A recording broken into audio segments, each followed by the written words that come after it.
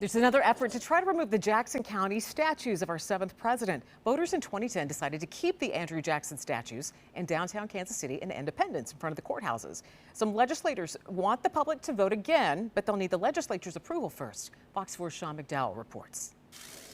That belongs in a museum, not at the front steps of a Hall of Justice. Jackson County legislators have a tough decision to make. Some members of county leadership want to see the statues of President Andrew Jackson, one of which sits outside the courthouse downtown. The other is Independence. At what point is it the right time to address the realities of history? First District County legislator Manny Abarca hopes to see the statues removed, introducing an ordinance to have legislators to vote on whether or not to include this on the November 2024 general ballot.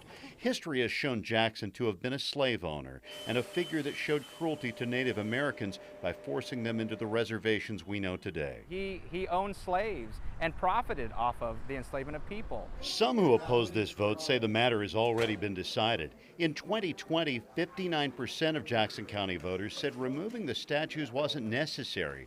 One statue was vandalized a short time later. 6th District legislator Sean Smith doesn't agree with Jackson's actions from years ago, but he believes it's too soon to vote on this again. So I'm not terribly opposed to the idea of putting it back on the ballot. Okay, we'll keep asking.